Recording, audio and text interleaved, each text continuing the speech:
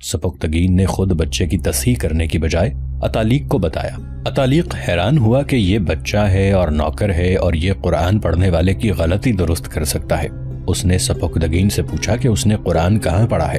سبکتگین نے اسے اپنے متعلق، اپنی ماں اور اپنے باپ کے متعلق سب کچھ بتا دیا۔ عطالیق نے اس میں دلچسپی لینی شروع کر دی۔ حاجی نصر اپنے بچوں کو مذہب کی اتنی زیادہ تعلیم نہیں دلانا چاہتا تھا جتنا انہیں سپاہی بنانے کا ارادہ تھا۔ بچوں کو گھڑ سواری، تیر اندازی اور تیغ زنی بھی سکھائی جاتی تھی۔ سبکتگین نے بھی سپاہ گری کی تربیت لینی شروع کر دی۔ بچے اسے بہت پسند کرتے تھے کیونکہ وہ ہنس مکھ تھا اور باتیں بہت اچھی کرتا تھا۔ عطالیق نے دیکھا کہ حاجی نصر کے بچے باپ کی دولت کی وجہ سے نہ پڑھنے میں دلچسپی لیتے تھے نہ سپاہ گری میں، اور سبکتگین میں عسکری جوہر موجود تھے۔ عطالیق نے اس کی تربیت میں زیادہ دلچسپی لینی شروع کر دی۔ 14 برس کی عمر میں سبکتگین پختہ کار سپاہی بن چکا تھا اور علم بھی اس نے بہت حاصل کر لیا تھا۔ عطالیق نے اسے اسلام کی تاریخ سے بھی آگاہ کر دیا تھا۔ حاجی نصر واپس آیا تو وہ سبکتگین کو پہچان نہ سکا۔ وہ اب 12 سال کی عمر کا اداس بچہ نہیں بلکہ قداور جوان تھا۔ حاجی نصر نے اس کی سپاہ گری کی مہارت اور گھڑ سواری دیکھی تو وہ حیران بھی ہوا اور خوش بھی۔ اسے حاجی نصر نے کوئی عسکری قسم کا کام دے دیا۔ بعض تحریروں سے پتہ چلتا ہے کہ اسے غلاموں کی تربیت اور نگرانی پر معمور کیا گیا تھا۔ وہ تھوڑے سے وقت میں حاجی نصر کا دست راست بن گیا تھا۔ اس وقت الپتگین بخارا کا گورنر تھا اور حکومت عبد الملک کی تھی۔ الپتگین حاجی نصر کا دوست تھا۔ 959 عیسوی میں حاجی نصر الپتگین سے ملنے گیا تو سبکتگین اس کے ساتھ تھا۔ اس وقت سبکتگین کی عمر 20 سال ہو چکی تھی۔ بعض مورخ عمر زیادہ بتاتے ہیں۔ یہ پہلا موقع تھا کہ خانہ بدوشوں کا بیٹا جسے ڈاکوؤں نے اغوا کیا اور فروخت کر کے غلام بنایا تھا، ایک گورنر سے ملا۔ گورنر الپتگین نے حاجی نصر سے کہا کہ وہ اپنا یہ غلام اسے دے دے۔ حاجی نصر ایسے قیمتی غلام سے دستبردار ہونے کے لیے تیار نہیں تھا۔ الپتگین نے اسے بہت زیادہ رقم پیش کی جو حاجی نصر نے قبول کر لی۔ اس دور میں الپتگین، سبکتگین، بلپتگین قسم کے نام ترکوں کے ہوا کرتے تھے۔ سبکتگین کی چونکہ ماں ترک تھی اس لیے اس کا نام ماں نے ترکی کے ناموں کے مطابق رکھا تھا۔ اس وقت ترکی میں اسلام پھیلا نہیں تھا، کوئی گھر گھرانہ یا کوئی آدمی مسلمان تھا۔ حکومت ایسی ظالم تھی کہ لوگ ترکی سے دوسرے علاقوں کو بھاگے جا رہے تھے۔ ان میں سے بعض خانہ بدوش ہو گئے اور باقی غلاموں کی منڈی میں فروخت ہوئے۔ ترک چونکہ جسمانی لحاظ سے تنومند اور دماغی لحاظ سے مستعد اور عقل مند ہوتے تھے اس لیے ان کی قیمت زیادہ تھی۔ ان کے رنگ گورے ہونے کی وجہ سے اچھے بھی لگتے تھے۔ غزنی، بلخ، بخارا اور گرد و نواح کے علاقوں میں ترک غلام مشہور تھے اور ترکوں کے متعلق یہی سمجھا جاتا تھا کہ یہ غلام ہی ہوتے ہیں اور یہ بڑے اچھے غلام ہوتے ہیں۔ تم ان ترک غلاموں میں سے ہو جن کے متعلق ان علاقوں کے لوگ کہتے ہیں کہ بڑے اچھے ہوتے ہیں؟ الپتگین نے سبکتگین سے کہا جو اس کے دربار میں غلاموں کی طرح کھڑا تھا، تم مجھ پر یہ ثابت کرنا چاہتے ہو کہ تم وفادار غلام ہو؟ وہ چپ ہو گیا۔ سبکتگین نئے آقا کے سامنے سر جھکائے خاموش کھڑا تھا۔ الپتگین اس کے قریب آ کر گرج کر بولا، سر اوپر کرو، سینہ پورا کھولو، میری آنکھوں میں آنکھیں ڈال کر دیکھو، تم ترک ہو، میں بھی ترک ہوں۔ سبکتگین اس گرج سے چونک اٹھا۔ الپتگین نے اسے بازو سے پکڑا اور اپنے برابر بٹھا لیا۔ حاجی نصر نے مجھے بتایا ہے کہ تمہارے پاس علم بھی ہے، عمل بھی۔ الپتگین نے اسے کہا، انسان صرف علم سے مکمل نہیں ہوتا، نہ صرف عمل سے مکمل ہوتا ہے۔ اصل وصف عمل ہے، مگر علم کے بغیر یا کسی عالم کی رہنمائی کے بغیر عمل ناکام رہتا ہے، اور صرف علم انسان کو گوشۂ تنہائی میں چھپائے رکھتا ہے۔ تم میں دونوں وصف ہیں۔ مجھ میں ایسی کوئی خوبی نہیں جس سے اتنے بڑے ملک کا حاکم متاثر ہو۔ سبکتگین نے کہا، تم میں یہی خوبی کچھ کم نہیں کہ تم ترک ہو اور تم غلام ہو۔ الپتگین نے کہا، میں بھی ترک ہوں اور میں بھی غلام تھا۔ تم پر جو گزری ہے وہ مجھ پر بھی گزر چکی ہے۔ میرا لڑکپن ویسا ہی گزرا ہے جیسا تمہارا گزرا ہے۔ تم مسلمان ماں باپ کے گھر پیدا ہوئے ہو، میرے ماں باپ مسلمان نہیں تھے، میں غلامی میں مسلمان ہوا۔ میں نے ایک عالم سے اسلام کے اصول سنے تھے، میرے دل میں تڑپ تھی، میں نے اس عالم کے ہاتھ پر بیعت کر لی اور اسلام قبول کیا۔ اس نے مجھے بتایا کہ اسلام کسی انسان کو اجازت نہیں دیتا کہ وہ کسی انسان کو اپنا زر خرید غلام بنائے، اور یہ جو حکمران اور حاکم ہوتے ہیں انہیں خدا نے لوگوں کا اور قوم کا خادم کہا ہے۔ حکومت صرف اللہ کی ہے۔ اگر میں مسلمان نہ ہوتا اور اگر میرے دل میں علم اور عمل کی تڑپ نہ ہوتی تو میں اس منصب تک پہنچ نہ سکتا۔ میری ماں مجھے کہا کرتی تھی کہ تم بڑے ہو کر نام پیدا کرو گے۔ سبکتگین نے کہا، وہ کہتی تھی کہ تم حق کی تلوار سے باطل کو کاٹو گے۔ وہ مجھے قرآن کی یہ آیت بار بار دکھاتی اور سناتی تھی کہ ابراہیم علیہ السلام نے اپنے باپ سے کہا کہ تم اپنے بنائے ہوئے خداؤں کو پوجتے ہو جو سن نہیں سکتے، جو بول نہیں سکتے، آؤ میں تمہیں صحیح راستہ دکھاؤں گا۔ ماں مجھے کہا کرتی تھی کہ تم ان لوگوں کو جو ان خداؤں کو پوجتے ہیں، جو نہ سن سکتے ہیں نہ بول سکتے ہیں، اس معبود کی راہ دکھاؤ گے جس کے سوا کوئی اور معبود نہیں، اور محمد صلی اللہ علیہ وآلہ وسلم اس کے بندے اور رسول ہیں۔ میرا باپ کہا کرتا تھا کہ تمہاری ماں کا عقیدہ صحیح ہے، لیکن اس کی خواہش غلط ہے۔ غریب کا بچہ نام پیدا نہیں کر سکتا، اور اس میں جرت اور ہمت نہیں ہوتی کہ وہ بادشاہوں سے ٹکر لے اور لوگوں کو اپنے عقیدے کا قائل کرے۔ یہ نہیں ہو سکتا۔ یہ ہو سکتا ہے، الپتگین نے کہا۔ عرب کے شتربان اور گدڑیے آدھی دنیا سے اپنا عقیدہ منوا کر اللہ کی حکومت قائم کر سکتے ہیں، تو بخارا کا امیر الامراء کیا نہیں کر سکتا؟ تم خانہ بدوشوں کے بیٹے اور غلام میری برابری میں کس طرح آ بیٹھے ہو؟ کوئی غلام ایسا خواب بھی نہیں دیکھ سکتا۔ تمہاری ماں کے خواب حقیقت بن سکتے ہیں۔ یہاں تک تمہیں تمہارے ایمان اور کردار نے پہنچایا ہے۔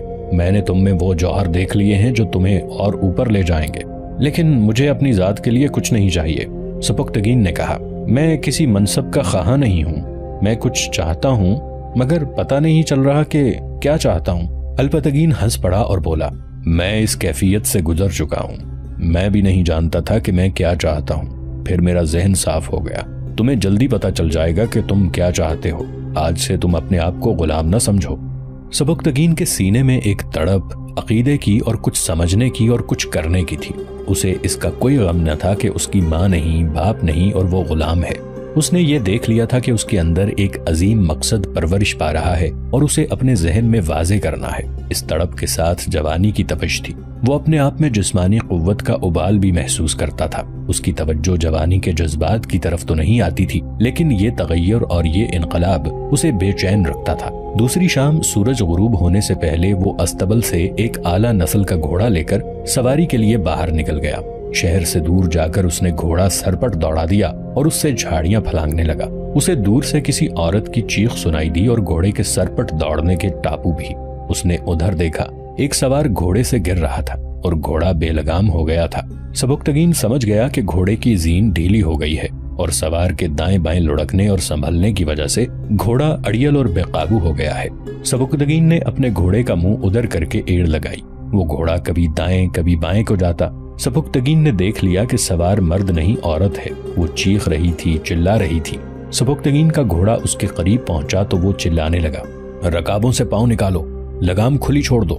بتکے ہوئے گھوڑے نے جب اپنے تعاقب میں ایک اور گھوڑے کو دیکھا تو وہ اور زیادہ تیز ہو گیا۔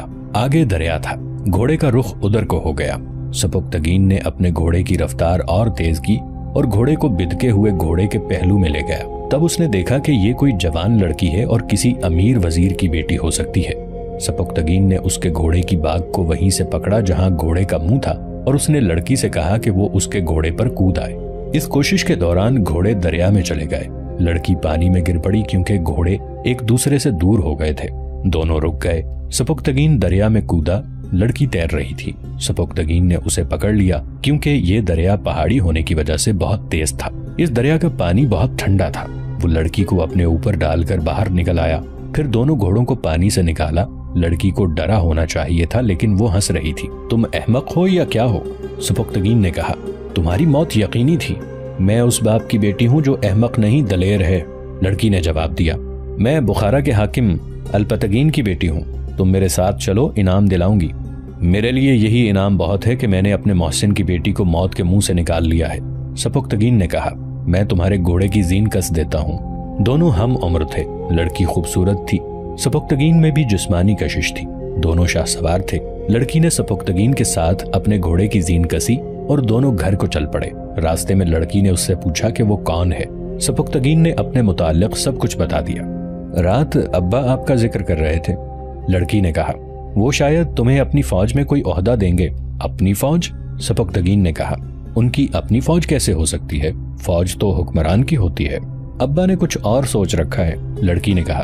وہ حکومت کو اپنے ہاتھ میں لینا چاہتے ہیں، اس لیے بخارا میں جو فوج ہے اس میں اپنے حامی سالار وغیرہ متعین کر رہے ہیں۔ وہ کہتے ہیں کہ یہ حکمران صرف نام کے مسلمان ہیں، عیش و عشرت میں پڑے ہوئے ہیں اور یہ لوگ مذہب کی توہین کرتے ہیں۔ ابا کا ارادہ یہ ہے کہ صحیح معنوں میں اسلامی سلطنت قائم کی جائے۔ تمہارے متعلق کہہ رہے تھے کہ کام کا نوجوان ہے۔ گھر کے قریب پہنچے تو ایک آدمی کھڑا تھا جو رتبے والا معلوم ہوتا تھا۔ اس نے دونوں کو دیکھا، دونوں کے کپڑوں سے پانی ٹپکتا دیکھا۔ لڑکی کا حلیہ بدلا ہوا تھا اور بال بکھرے ہوئے اور بے ترتیب دیکھے تو اس کا چہرہ غصے سے سرخ ہو گیا۔ اس کے قریب جا کر دونوں گھوڑوں سے اترے۔ کہاں سے آ رہی ہو؟ اس آدمی نے لڑکی سے پوچھا۔ اور یہ کون ہے؟ اور تم کون ہو جو حاکموں کی طرح مجھ سے پوچھتے ہو؟ لڑکی نے کہا۔ گھوڑا بے قابو ہو گیا تھا اور مجھے دریا میں لے گیا تھا، یہ میرے پیچھے آیا اور دریا سے نکال لایا۔ لڑکی نے سپکتگین کو بازو سے پکڑا اور اسے اپنے گھر لے گئی۔ کون ہے یہ؟ سپکتگین نے پوچھا۔ میرا منگیتر، لڑکی نے جواب دیا۔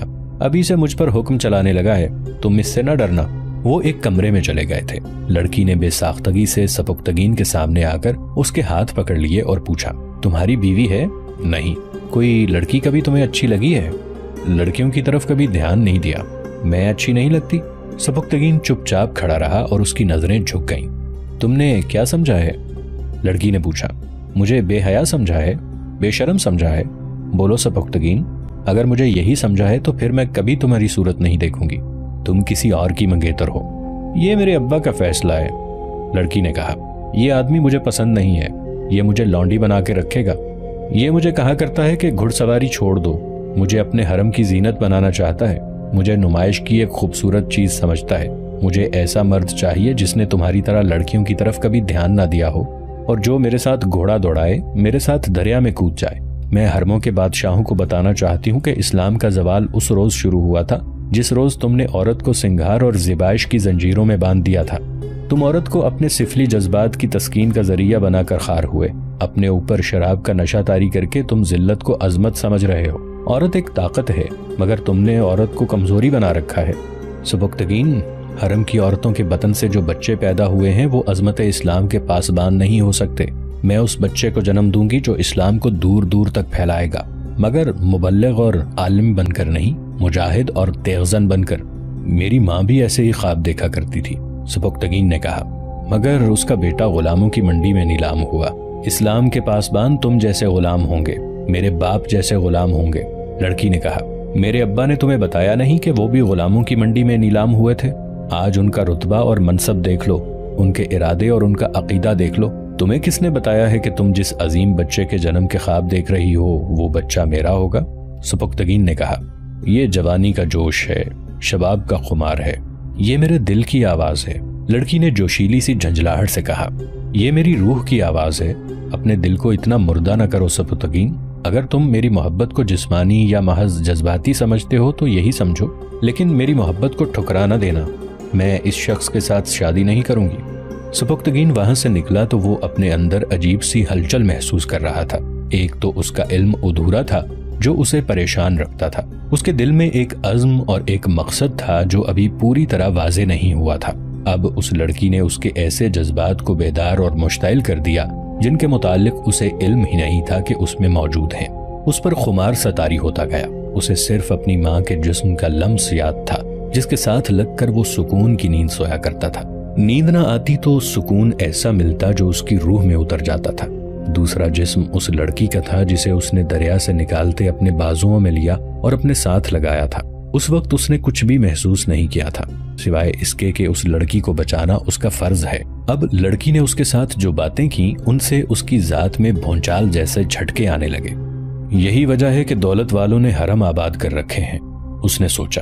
عورت ایک قرار ہے، سکون کا سرچشمہ ہے، ایک خمار ہے۔ انسان تھوڑے سے مطمئن نہیں ہوتا، قانع نہیں ہوتا، وہ دوسری عورت لاتا ہے، تیسری اور چوتھی لانے کے لیے ناجائز طریقوں سے دولت کماتا ہے، بادشاہوں کا خوشامدی بنتا اور انعام پاتا ہے، پھر بھی تسکین نہیں ہوتی تو ایمان نیلام کر دیتا ہے، اپنے مذہب اور قوم کے دشمن کے آگے بھی جا سجدے کرتا اور زر و جواہرات سے جھولیاں بھرتا ہے۔ یہ تباہی عورت سے شروع ہوتی ہے اور شراب تک پہنچاتی ہے۔ کیا میں بھی اسی راہ پر چل پڑوں گا؟ عورت زیبائش کی چیز نہیں۔ اسے الپتگین کی بیٹی کے الفاظ یاد آنے لگے۔ عورت بہت بڑی طاقت ہے جسے ان لوگوں نے اپنی بہت بڑی کمزوری بنا لیا ہے۔ سپکتگین کو اپنی ماں اور اس کی باتیں یاد آنے لگیں اور اس کے اندر وہ قوت بیدار ہونے لگی جو ماں نے پیدا کی تھی، ایک ایسی عورت کی پیدا کی ہوئی قوت جو بہت خوبصورت تھی۔ اسے سوداگروں نے سونے کے درہم و دینار پیش کیے تھے، مگر اس نے بھی الپتگین کی بیٹی کی طرح سوچا تھا کہ وہ زیبائش کی چیز نہیں۔ اسے اس بچے کو جنم دینا ہے جو ابراہیم علیہ السلام کی طرح اپنے باپ سے اور اپنے قبیلے سے کہے گا کہ تم ان بتوں کی پوجا کرتے ہو جو سن سکتے ہیں نہ بول سکتے ہیں۔ یہ لڑکی بھی یہی کہتی ہے۔ کیا ہر عورت ایسی ہی خوش فہمیوں اور وہموں میں مبتلا ہوتی ہے؟ نوشیروان عادل کو ایک عورت نے ہی جنم دیا تھا۔ سبکتگین کے اندر سے یہ آواز اٹھی۔ یہ آواز اس کے استاد کی تھی جو چھوٹی سی مسجد کا امام تھا۔ اس میں اس کی ماں اور اس کے باپ کی آوازیں بھی شامل تھیں۔ یہ اس کے بچپن کی آوازیں تھیں۔ یہ تعلیم و تربیت کی آوازیں تھیں۔ عورت کو تفریح اور عیاشی کا ذریعہ بنا لو تو طارق بن زیاد، محمد بن قاسم اور نوشیروان پیدا نہیں ہوا کرتے۔ وہ سر جھکائے ہوئے انہی خیالوں میں گم چلا جا رہا تھا۔ اس نے اپنے گھوڑے کی باگ پکڑ رکھی تھی اور گھوڑے کے آگے آگے پیدل چل رہا تھا۔ لڑکی اس کے دل پر غالب آتی چلی جا رہی تھی۔ وہ محسوس کر رہا تھا کہ لڑکی بہت اچھی ہے اور وہ اسے پھر بھی ملے گا، ضرور ملے گا۔ اوئے ٹھہرو! علم و عشق کی جھیل میں کسی کی بھاری آواز کا پتھر آن گرا۔ اس نے رک کر دیکھا۔ لڑکی کا منگیتر بڑی تیزی سے آ رہا تھا۔ سبکتگین کے پاس آ کر رک گیا۔ حاجی نصر کے بیچے ہوئے غلام کی آئندہ یہ جرت نہ ہو کہ شہزادیوں کے گھروں میں جا گھسے۔ اس شخص نے کہا، تم ہمارے غلام ہو۔ اگر تم نے حاکم بخارا کی بیٹی کو گھوڑے سے گرنے سے بچایا اور اسے دریا سے نکالا ہے تو یہ تمہارا فرض تھا۔ اس کا تمہیں انعام نہیں مل سکتا۔ اگر تم اسے نہ بچا سکتے تو ہم تمہیں قید خانے میں ڈال کر بھوکا مار دیتے۔ میں آزاد ہوں، سبکتگین نے بردباری سے کہا، اور تم غلام ہو۔ کیا بکتے ہو؟ اس نے غصے سے کہا۔ بھاگو یہاں سے۔ آئندہ استبل سے بغیر اجازت گھوڑا نہ کھولنا۔ تم اپنے دل کے غلام ہو۔ میں تمہارا سر تن سے جدا کر دوں گا۔ سبکتگین کو غلام سمجھتے ہوئے لڑکی کے منگیتر نے، جو جوانی کی عمر سے کچھ آگے چلا گیا تھا، تلوار نکال لی۔ سبکتگین کے کمر بند میں لمبا خنجر تھا۔